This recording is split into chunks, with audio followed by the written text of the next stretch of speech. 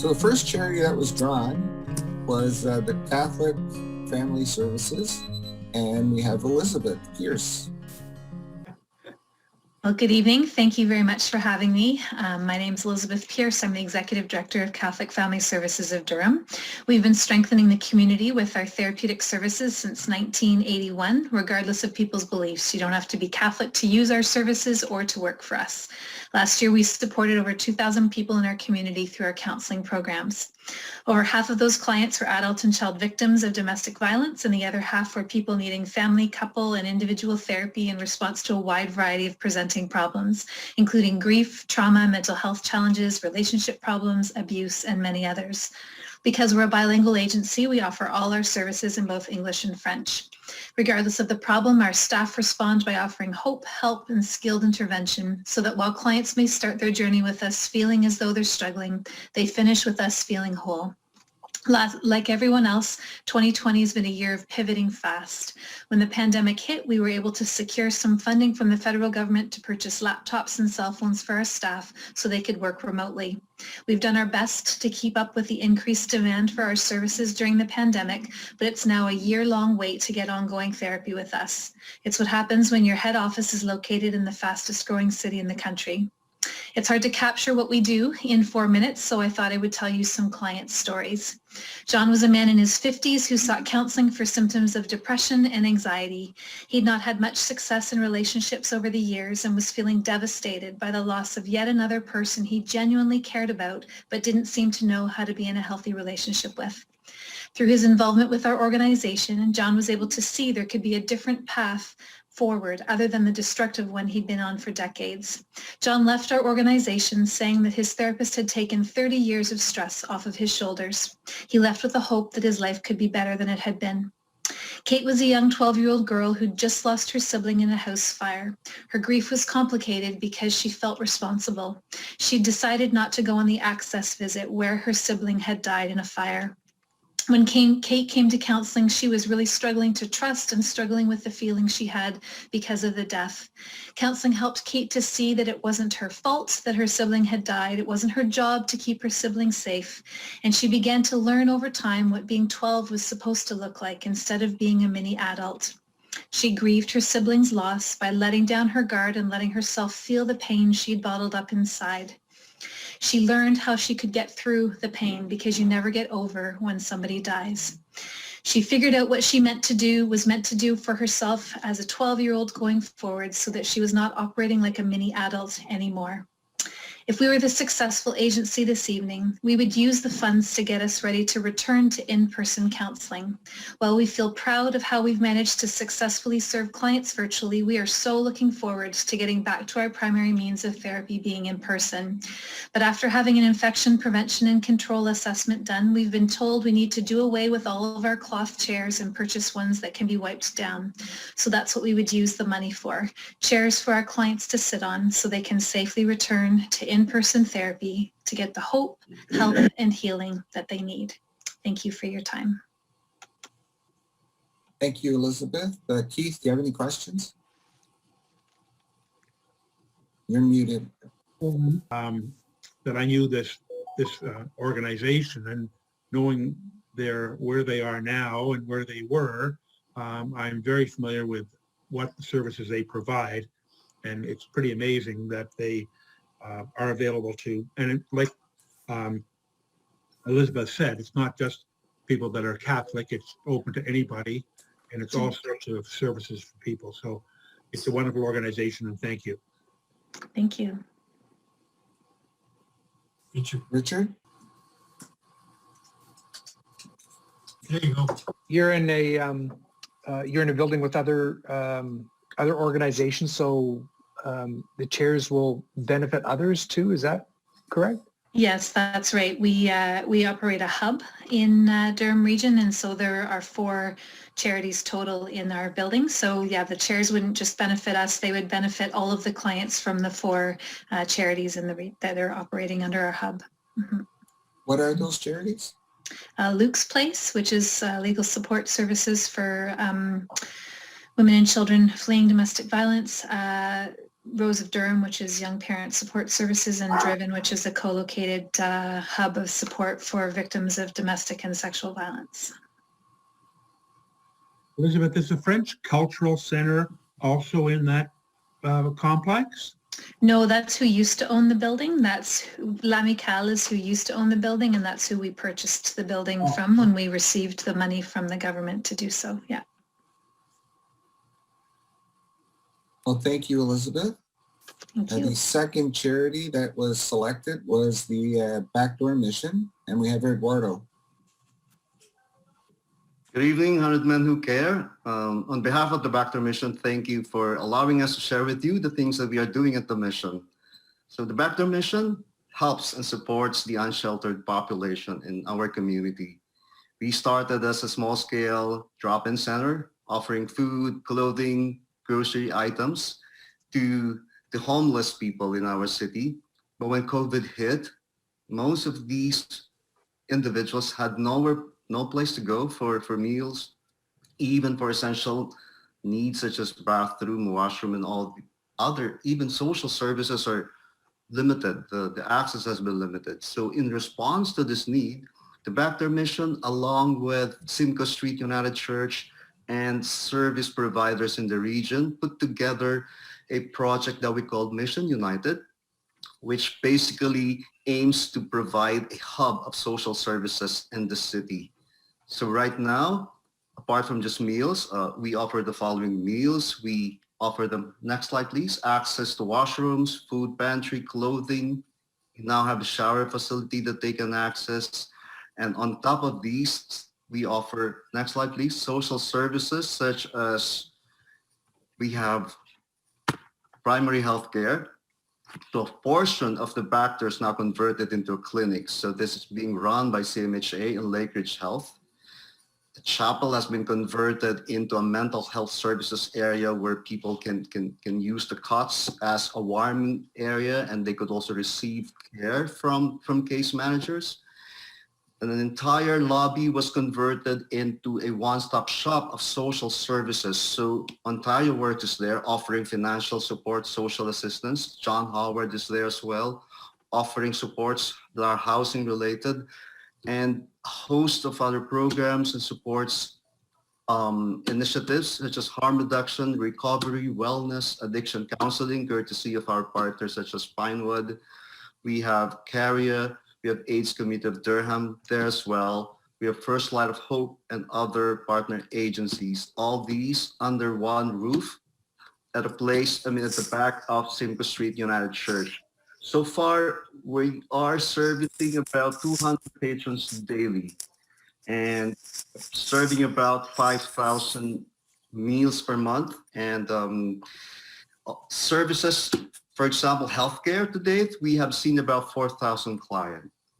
So from seeing about only 100 or less than 100 a day, about 200 people now walk through the halls of the Backdoor Mission. So if the Backdoor Mission would be fortunate to be the agency that would be supported by the 100 Men Who Care, we want to use your help in order to supplement our meals programming because of the demand, because of the increased patrons that we're experiencing right now. We're having difficulty in projecting the availability of meals. Of course, we serve meals every day, but we want to make sure that the meals are nutritionally balanced to better serve this population. So that is where we intend to use the help and the support that you will give us. And just to end this presentation, I'd like to share just a story or a comment from one of our clients. His name is Gary, and I'll read it for everyone. So Gary says, the place I was getting my meals from closed down during the pandemic, and fast food is too expensive for me. So I heard about the Backdoor Mission and started going there. He says it's an outstanding place. The cook is wonderful. I get good sleep, so I rested in the cot. I also have brand new clothing. So for people out there who think there's no hope, they should come here and be cared for. So Gary is just one of those that are almost every day in our facilities, either just accessing meals or particularly during winter time when it's so cold out, so many people just come and go and take advantage of the facilities that we have, particularly the warming area. So that's what we do. Thank you again for listening to my presentation and just for us sharing the work that are being done there at the mission. Thank you, Unit Manager. Thank you, Eduardo. Anybody have questions for him? Eduardo, this is Stuart. I have a question. Are your clients mainly, is it mainly a crisis assistance, or are there long-term clients that come and you introduce them to other helps that could maybe help them stabilize and that kind of thing? So we have a good mix of just outreach and essential services clients, but we also, since we partner with DNHS, we partner with John Howard Society. So we have long-term clients that we are helping through these agencies get the support that they need, either to recover, to find housing. So, and that's why it's almost like a wraparound services towards. So from giving them the essentials that they need to also helping them get housed as well. So we have clients that we've seen over the months that are crisis to now clients that we are helping to get housed, to get support. So both, yeah, we serve a whole spectrum of clients, if I may say. Thank you. That's good. I have a question just with regards to the increase in demand for your services going through COVID and being sort of in that downtown or close to downtown Oshawa hub with the closure of St. Vincent's Kitchen this year. Has that had an impact on the demand for your services and the number of people that are using your meal service? Absolutely. Because before, when we were just a drop-in center, our clients would come to us for brunch, and then they would come to St. Vincent for similar schedules. So we could share on serving this population. But since those closed, so most of these clients go to Backdoor Mission. We are located almost close to St. Vincent. So yes, we are serving the same community. They are actually a community, yeah. Keith Miller here. I have a question. Feed the Need was one of our recipients, I believe, of our 100-man donation. Are you affiliated, or do they support you, the Feed the Need? Do they support you? Yes, Keith, absolutely. Feed the Need is one of our major supporters. They provide food for us. Okay. There's so many organizations similar to what you provide, and I commend you guys because I feel so for these homeless people. I don't know what kind of statistics we have available for supporting these people, but it just seems that it's gone through the roof, the number of people that are now homeless. And is a city, you mentioned the region, but is anybody taking any notes here? Like, what are we doing with these people outside of feeding them? I mean, I don't know. I guess I'm at a loss. I know that the church across the way is at Albert Street. They've got storage lockers for these people. Are you familiar with them? So Same location. no, it's across the street. No, it's on that location. The No, locker facilities is in the Backdoor Mission, Keith, if I may. Oh, is it? Yes. I didn't realize you had so much accommodation at Simcoe Street United. So that's But if I may answer your question, of course, I cannot speak on behalf of the city government and what everybody else is doing, but I can just say that the government and other service organizations are working closely. There are committees right now. And even the Mission United is a testament to how the city and these service providers are working together. And of course, the problem is so complex, Pete. It's a wide spectrum of issues, and usually there's mental health, there's addiction apart from poverty. So there's a whole gamut of social issues that need to be addressed. So at the Backdoor Mission, we are focusing on the essentials.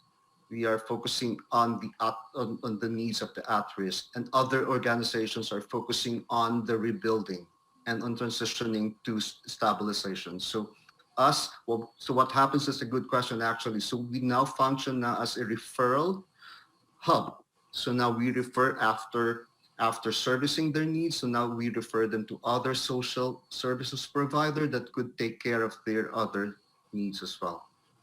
Thank you, Eduardo. Thank you. Thank you very much. This third charity that was selected, Lake Ridge Support Services. Now we've got Renee, Sandy, and Lisa here. And I guess Renee's going to be talking. Well, thank you for the opportunity. What I wanted to do was just explain to you who we are, what we do, how you can help us, and why you should help us. So who we are, I work for Lake Ridge Community Support Services. I've been there over 15 years. I've been fortunate that I found my passion early through school. And what we do is we serve individuals with intellectual disabilities and autism spectrum disorder across the lifespan. And what we do is we do applied behavior analysis, individual quality behavioral services. And what that is a lot of it is compacted with mediator training for all of our families who come through the door. We service over 500 to 600 individuals a year. How you can help us, though, is that currently there has been a shift in funding for our agency. No longer is it going to be directly funded from the government. We're all going through the mourning process because that's what our agency was set up for, was money funneled through the government to pay for the services. And our families now, although money will be given to them by the government, it's quite a considerable reduction in amount, and now they will not be able to access the services that they have in the past. And what that means is who the people we were set up to serve will no longer be able to afford the service that they need because the money is enough, and they cannot raise enough money based on the socioeconomic status that they have. So what I'm proposing on how you can help us is that we currently have a wait list of 30 young men, teenagers, 11 to 16, that are awaiting group services for social skills and teen dating. I know your mission is a group of powerful local men trying to make immediate and effective change. And we felt this is where you could make the largest impact for us and our families, is that this is a gap in our service where these young clients who come to us, especially males, because 1 in 4 people diagnosed with autism are males. And COVID has affected them quite a bit. Not only just mental health. Before it was 1 in 4 people suffered from mental health issues. And now because of COVID, it's 3 out of 4. And they've been isolated. And sometimes what happens, because they have the skills to communicate and interact, sometimes they are misjudged and misunderstood because people believe that they can comprehend things that are going on, that they look normal, but they just need this little boost through some of our social skills program. And by helping us provide our social skills group free, then these families be able to use the money that they did receive from the government for other consultative services that we do offer, so that we can focus on some other skills that they need to work on. Why you should help us is that I think it aligns well with what your mission is. And even if we are not successful in receiving the monetary donations that you are suggesting we could be, I could access, I would argue that perhaps this is a longer lasting relationship and you all could act as role models and speak about what our agency does and what we're trying to do as we shift from a nonprofit to a fee for service. Not something, I don't have my MBA, I have my BCBA. Yeah, that's about it in a nutshell. And I'm open for any questions because I know that was quick. Thank you. You're on time.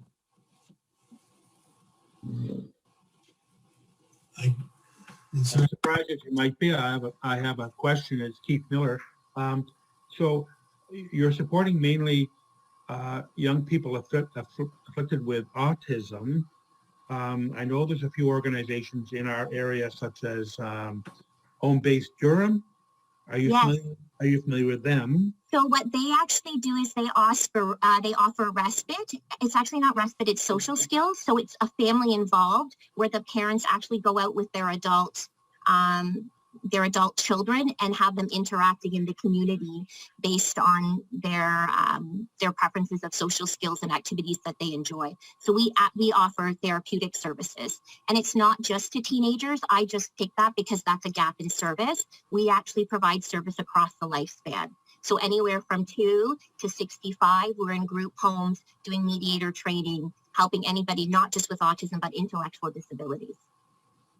It's such an incredible infliction of such degree. Is Grandview support this type of affliction as well? So Grandview is also a partner of ours, but they are more versed in occupational therapy and speech pathology. Again, where we work primarily on behaviors. So the young people and other clients that walk through our door have a lot of challenging behaviors, and that's what we deal with. Thank you. You're welcome. Thank you, Renee. I got a question. Yes. So you were mentioning that you've got a gap in services for youth males. I think you mentioned between 11 and 16. So maybe you can expand a little bit for us just on what those services for those individuals would entail. What's involved? So in what we can offer? Yeah. So it's behavioral services that we offer. So the coming in consultation for any challenging behaviors that they're having. There's sexuality, social skills, challenging behavior that they're facing. And that's something, it's all individualized. So them coming in, we'd be able to offer some mediator training to help that support into high school. But to be honest, it's really difficult to get that age group buy-in as well, because we need to have some buy-in from that age group. And the social skills groups is something that we get a little bit more buy-in from that age group because they're socially interacting with others like them. And it leads to a bit of camaraderie and gives them some social support going forward outside of our agency. And they can continue with those connections and things like that. So are these, is this a drop-in service or are these in-home services? Oh, not at all. So we have a wait list. So we have a wait list that the families will call in and say that they have this specific behavior challenge with their child or adolescent or adult. And then when we get to the number on the wait list, we do our assessments and then we try to fit the need as best we can. Okay, thank you. Renee, if I may, couple of questions to make sure I understand. You had said earlier that if you were the successful group that you would be able to maybe reduce the wait list. And I'm trying to understand that. And two things I guess I want to know. One is, would this contribution, if you want to call it that, help to just offset your general operating expenses, or is there something specific? Actually, so our group, it's by a donation from you, we'd actually be able to offer our group for free to 30 young men, 30 young boys. So I missed part of that. Sorry. So if we were the successful candidates for the donation, we would be able to offer group for 30 of the teenage boys that are on our wait list currently. So they would not have to pay out of pocket so that their parents then could use that money for other behavioral services at our agency. Okay. So specifically to the needs. Yeah. Okay, that answered my second question too then. That's Perfect. okay. Thank you very much. Renee, I have a question here. This is Stuart, and this might be a painful question, but with a long waiting list, what happens to people that have to wait? So unfortunately, they don't get access to the service. There is not enough, although you may hear people putting up their signs offering behavioral support, applied behavior analysis, or intensive behavior intervention. What people forget is that it requires a level of expertise. And that's something at our agency that we offer. We're all credentialed. We all offer, I think, the best that there is in Durham. So they are waiting, and families are waiting to come just to us, because they know that they have successes with us because of the pride that we put in offering individualized quality care. Thank you, Renee. And I just wanted to say thank you to you and to all the presenters. For me, you know, you're doing something very important in a world that has a lot of need. And probably you wish every day you could do a lot more, but thank you for doing what you can do. And thank you for coming. Yes, thank you guys. Nice meeting you. And I look forward to meeting you guys in person someday. Thank you very much for having us. Really Thank appreciate you for it. having us. Yeah. Thank you for the opportunity. Bye. Thanks all. Thank you, Thanks. presenters. See you, team.